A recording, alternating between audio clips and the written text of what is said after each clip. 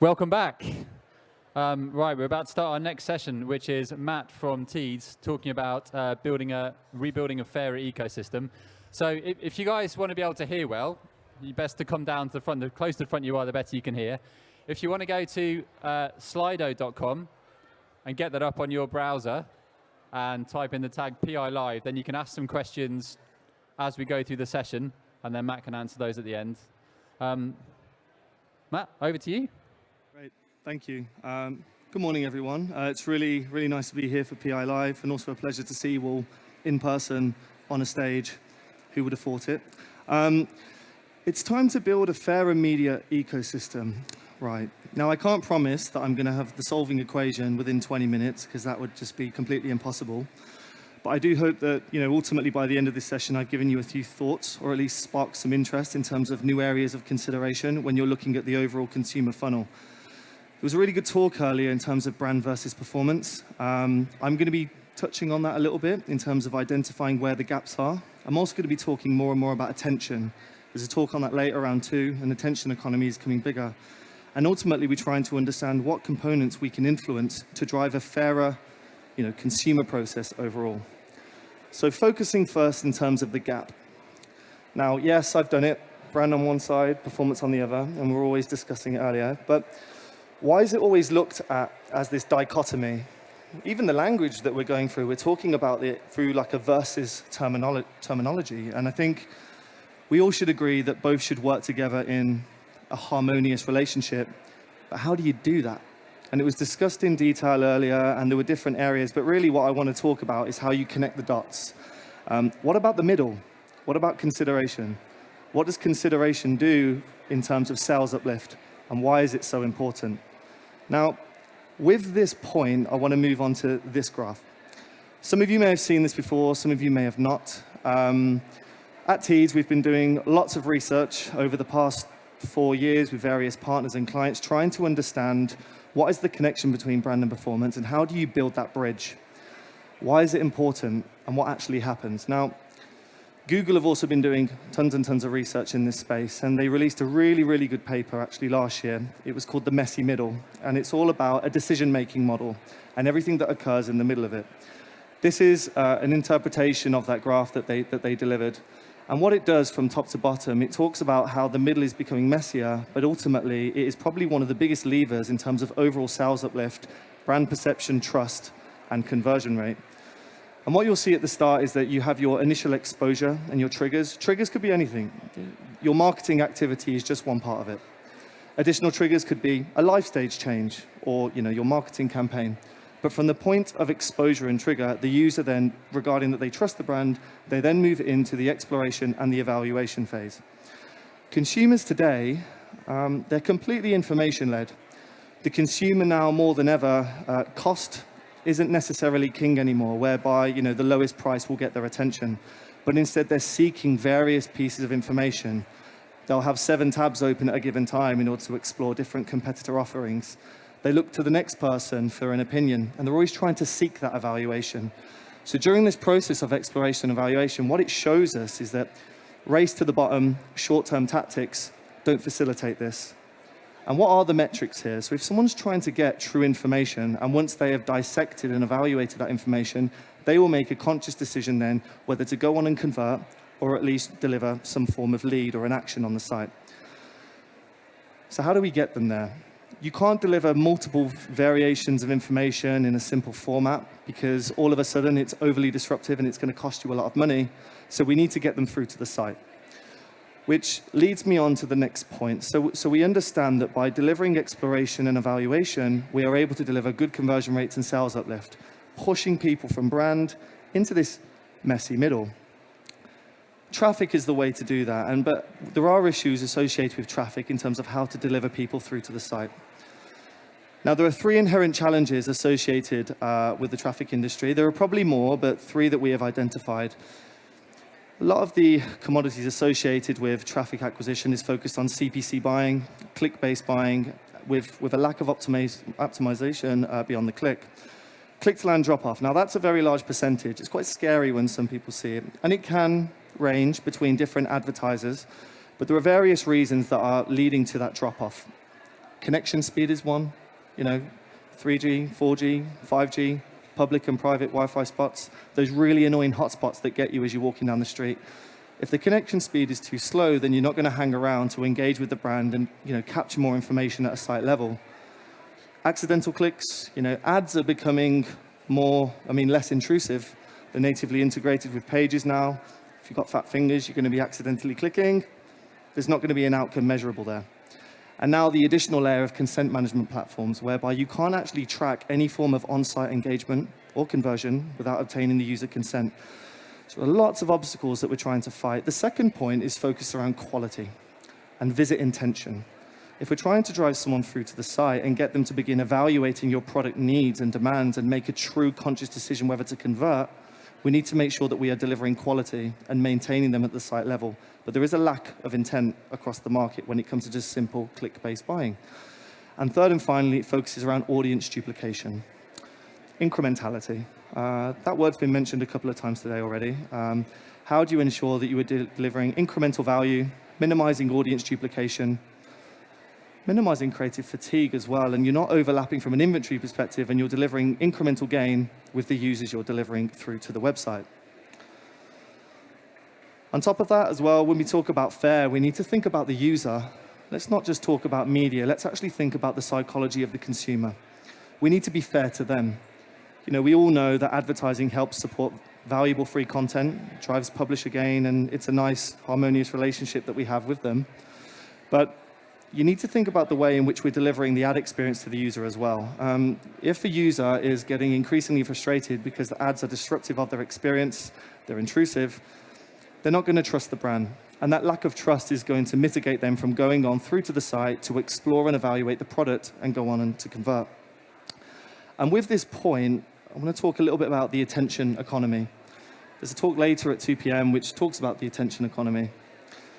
Attention, what is it? Well, in my opinion, I guess attention is probably one of the new buzzwords of 2021, maybe the tail end of 2020, maybe the new holistic or the new dynamic, as you would. And talking about attention, me saying, let's talk about attention, is like me saying, we need to talk about measurement. It's really broad. So what's going on is lots of different companies and partners that we work with and different players now are starting to quantify what attention is for them and what the impact is. What is the attention economy? How is it that by driving attention and capturing a user's trust influences product evaluation and exploration and drives them through to purchase? What is attention for you? Attention at Teads, in terms of what we quantified, is time, choice, creative, and relevance. And we're talking about the ad experience at this stage.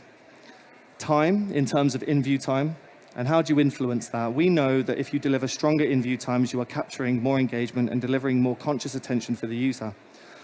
This comes in line with opt-in or opt-out, force views. It talks about the environment in which you're scrolling as well. For example, if you're operating across a social feed and you're working, you're just scrolling really quickly during your leisurely time, your in-view times are going to be slower. Whereas if you actually experience a format in a professionally produced content where you're reading, Forbes or BBC or The Telegraph, your scroll rate's going to be slower, so you deliver higher in-view times accordingly. Choice, opt-in, opt-out. Respect the user, don't force it. If you can actually deliver ad engagement without forcing them to actually engage your content, they're going to have a much more positive experience, which again favors trust, drives them through to the site, doesn't annoy them, and encourages them to go on further. Creatively, you can certainly optimize creative messaging today. We don't need to just talk about banners. There are multiple ways in which you can optimize creative, from the call to action through to the interactivity. Utilizing video versus display. I think one of the points mentioned in a talk earlier was people are quite scared of utilizing video for performance. I would argue against that and encourage people to test the two and really see what comes out the wash. And the fourth point is focused on relevancy. We know that attention is stronger when an ad is delivered in a contextually relevant environment.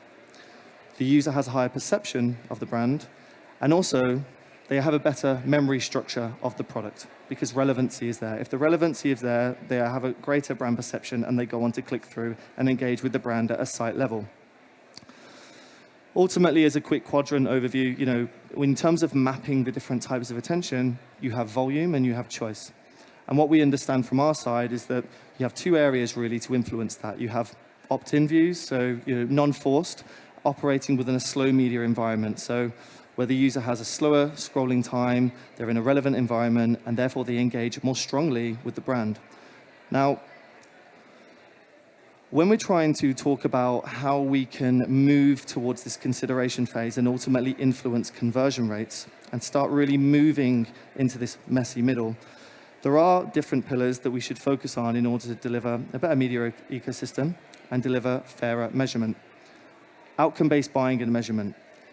What models are available when it comes to site acquisition that can deliver that product evaluation, exploration, and deliver them through to sales? What type of environments will drive attention? What does environment mean? Does it simply mean the placement, or does it simply mean the website? I would argue it's both. Think about the way in which you're delivering your media and the type of user experience and psychology that the consumer will be in when they are engaging with your ad. And third and finally, respect the user. Non-intrusive, interactive, and fun creative experiences as well. And for that, I'm really just trying to suggest that we look at new models to consider. What new outcome-based models are available in order to challenge this traffic zeitgeist? How can we deliver outcome-based buying when it comes to product evaluation and exploration? Because that's what you're trying to do, right?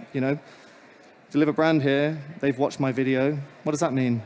But then if you work on a last click attribution model, a viewable or non-viewable impression, and they've converted within 7 days, did you really pull levers there? So it's trying to focus on what we can deliver from an outcome-based model in this consideration phase. In terms of industry standards, there will be CPM buying, and then low intent clicks. Low intent clicks would be just CPCs and click-based buying occurring within 1 second, so accidental clicks and low intent. But as you proceed through, you can start focusing on elements of site visitation. It's not completely new, but then really pushing it forward and working towards models such as cost per incremental visitor, where you're only able to transact on delivering complete, unique sessions to the website, and measuring that from an incrementality perspective. Taking that through, then there are quality-based metrics that you can capture at a site level. You've got bounce rates, you've got number of products viewed, you've got scroll rates on the website, you've got session time per product page, you've got session time across the overall domain, and then the additional on-site actions such as leads, form fills, conversions, transactions. And what I'm trying to encourage here is that we've been seeing a big increase in terms of the adoption of outcome-based models at a site level. Because by driving outcomes when it comes to quality site engagement, it typically delivers better sales uplift, better user experiences, it respects the user, and overall you will see long-term brand affinity and growth. How do you do that when the window is 7 days and 30 days? It's tough, so I'm going to talk a little bit about measurement as well. And what we try to do, and what we're encouraging a lot of brands to do now, and what they're focusing on, is this idea of what is my cost of a qualified site visit? What is that? It varies between different brands. Is it someone that stays on the website for 1 minute or longer? Is it someone that looks at specific product pages and scrolls through and then has different site-based relationships throughout the conversion? Taking it a step back, we encourage brands to think about what their qualified visitor is, what the cost is, and what the relationship is on a qualified visit through to conversion and sales uplift. And how do we do that? Well, you naturally need to think about, when we're talking about fair, I can't really talk about building a fairer model without talking about sustainability. And there are various means in which we can do this in today's day and age. The cookieless era is just around the corner, so I couldn't ignore putting this slide in. There are various means in which you can do this. Unique IDs, that's already been mentioned on the last presentation. You have publisher first-party data, but there are some shortfalls of that in terms of scalability as well as accuracy. And probably the new wave in terms of being able to guarantee these models at a site level is through data-driven machine learning and predictive AI. Just a good example, whenever considering how to start focusing on this area of quality transactions and quality site engagement, you need to have a robust data set in order to inform that. We all work, a lot of us may work in digital, so I'm not reinventing the wheel here.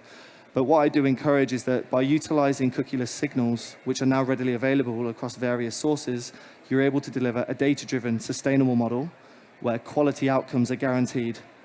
And if you can get the measurement right, then ultimately it should deliver greater long-term growth, brand trust, and sales uplift as well. as a comparison between the two, you have your click-based models and visitation, but what I do begin to encourage is moving from just an optimization model to guaranteed outcomes. And when you focus on guaranteed outcomes, think about what's happening at the site level. And these are the various metrics that you can begin to measure and link in with your conversion uplift to deliver that qualified session. Also, whilst you're doing it, test quality journalism and premium environments.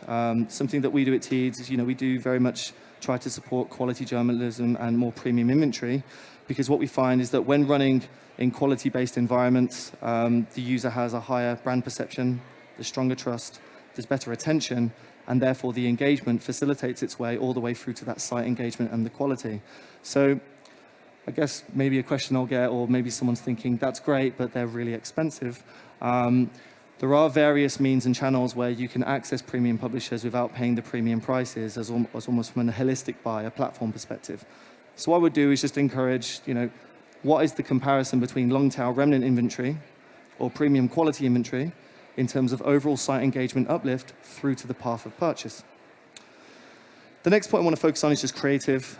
This was a white label piece of research done by Nielsen, whereby they found that 2/3 of campaign performance was influenced by the creative. Only a third on media. I would argue it's 50-50, but we can't deny that ad experiences and thinking about the creative experience. We work in a creative industry. I know that we are very much data-driven and we talk about marketing, but it always surprises me how many times people don't consider the creative mix in terms of an overall media plan. What I encourage is that there is a possibility to deliver these quality-based outcomes through to conversion whilst respecting the user. And you can actually, make it quite interactive. It can be fun. Granted, there are cost implications associated with asset production, but one of the mentions earlier was it's quite hard to do, performance video. It's quite hard to do that. In various channels it is, but there are various means where, based on the placement and the platform that you utilize, they can take standard MP4 assets and run them in an extremely interactive environment. It's respectful of the user, it's non-disruptive, and it also generates quite a fun, creative experience. Why is this important? Well, firstly, the user will respect the brand more, and we're trying to encourage people through to the website to engage further with the product. And you can use a combination of the two. Quite a lot of the work we've done in this space recently, we've found that display advertising, and when I talk about display, I mean like static native units or carousels, they are very, very effective in terms of delivering good costs, because the effective CPMs are cheaper. And also when you work it back to your cost per click and your cost per site land, as an immediate cost, they are cheaper, and that's important for performance. But interestingly, what we began to find is that whilst video is slightly inflated and more expensive, it delivers a stronger qualified engagement when the user hits the site. So whilst it does have a premium cost, when you look at it through that silo, when you begin to run optimized video, it delivers strong engagement throughout the point of purchase, which is really important in the fact that we're trying to deliver that product evaluation and exploration.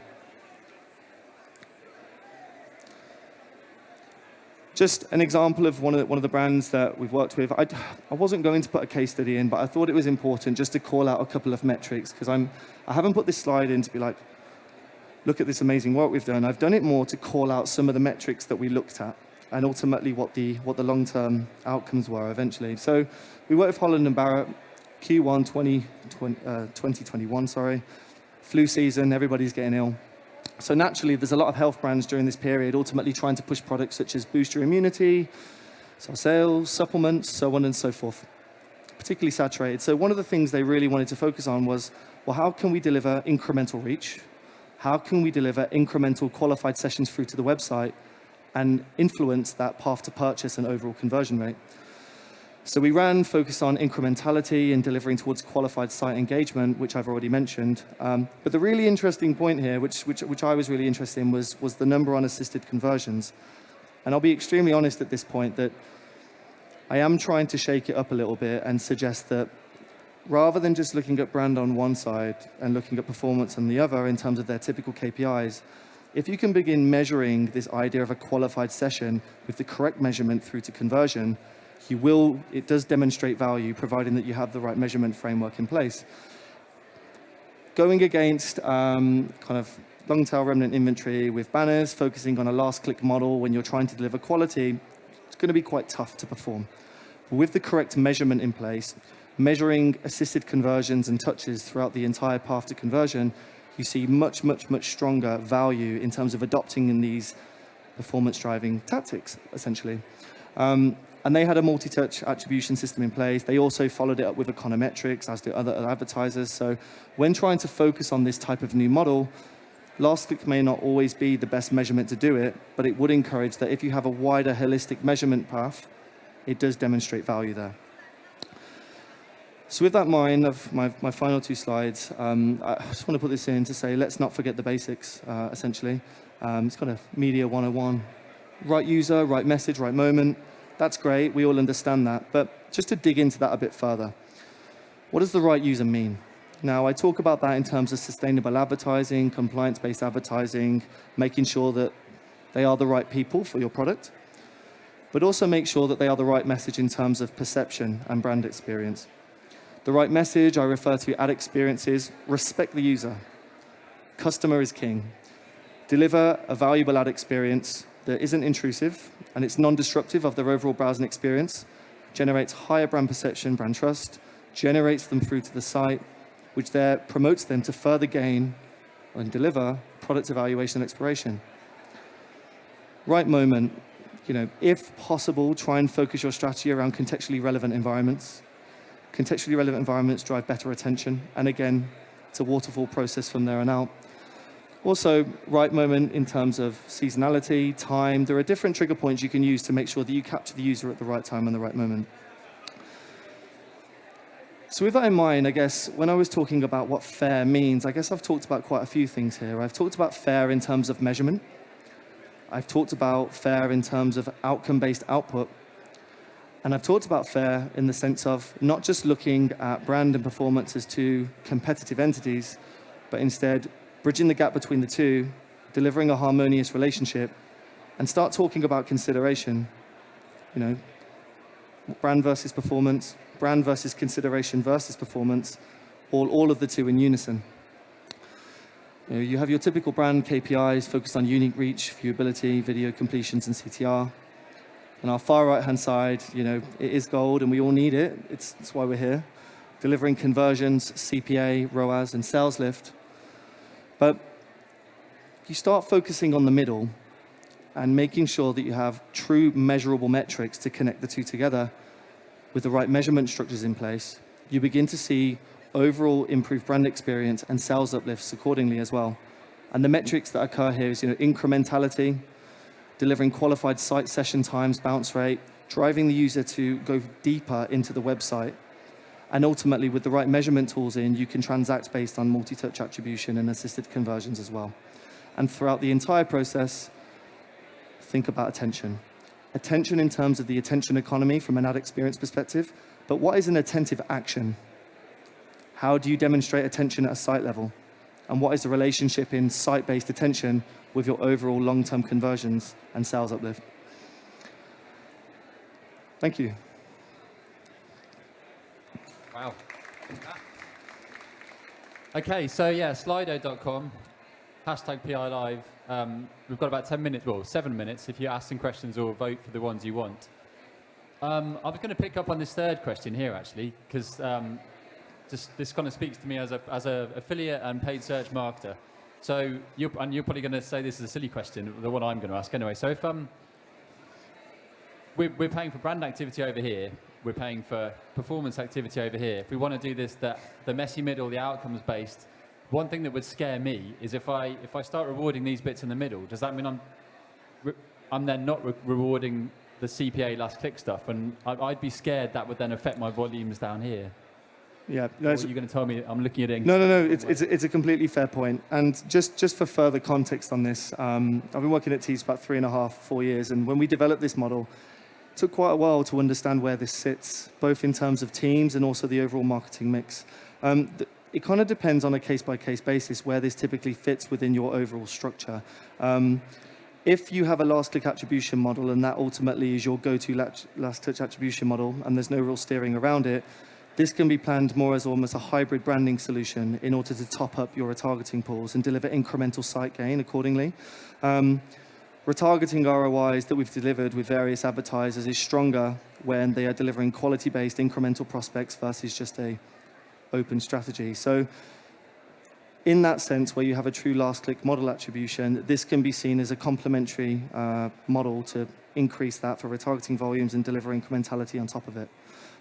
On the other point, outside of just that, in terms of where it sits, so more and more advertisers now are beginning to create teams and also create planning metrics, both from the comms level through to planning and buying, focused on consideration. I still speak with various clients and agencies that don't quite know where it sits. Quite large brands now KPI a lot of this activity based on this cost per qualified visitation session, but there is still a wide breadth of advertisers that are getting there. So whilst we try to evolve and encourage users to move into that marketing mix, rather than utilizing direct performance budget for it, use it as a complementary strategy with the right measurement alongside it, if that's feasible. Okay.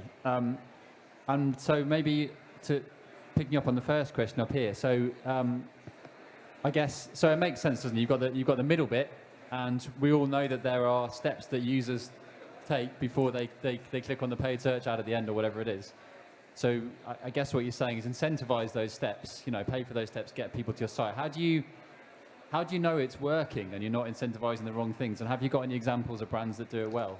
Yep. By the way, the reason I'm checking my phone is because I'm moderating the Slido, not because I'm checking WhatsApp or anything like that. Carry on. Yeah, we do have a few examples. Well, firstly, Holland & Barrett was one good example because they, like I said, they wouldn't just, they don't replace their performance media strategy with this. It's more of a kind of consideration through to conversion strategy. Adidas have been doing it very heavily more in the past year, really engaging in this cost per qualified site visit metric.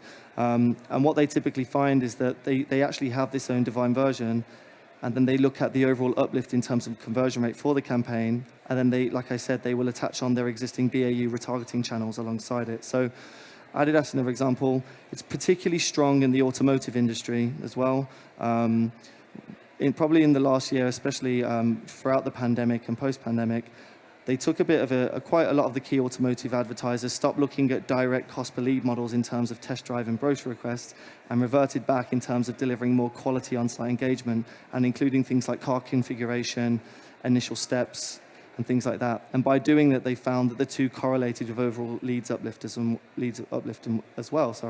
So it is on a case-by-case basis, but ultimately it kind of depends on what type of media mix you have in place. If it's a bit of a risky tactic and you don't just want to flip it over, usually when it's been combined with like robust retargeting strategies and measured in accordance, it delivers good ROI uplift in that way as well. And I guess a similar question on the affiliate side. Are there any affiliates that are doing a good job of promoting these kind of, should we call it a cost per engagement or cost per outcome model? I think, not that I'm completely aware of right now, I think the affiliates are really effective in terms of delivering really low-cost CPCs to the point where you see the returns that you need. From our perspective, when we talk about it, we more talk around channels outside of that, such as display and video. Cost per land, like I was saying, cost per land and delivering cost per land has been around for years and years and years, so we're not trying to break the mold when we talk about that. But guaranteeing incremental uplift and moving it through to this cost per qualified site visitation metric, I haven't seen it elsewhere so far from an affiliate side, but I could be wrong there. Okay. And the other question we've got here, I guess, I think a lot of the things you've talked about here have been bringing people to the site or to the app or whatever it is and engaging. What about off-site engagement? What about engaging people on a third-party platform or a third-party site where they're not actually coming through to the site? Yeah, it's a really good point. So I guess really the majority of these products, as they're kind of focused on site engagement, there needs to be that tracking in place in order to do the relevant optimization. So when there is no click out and there is no trackable event in between the ad exposure and the site, it's quite difficult to actually do the modeling.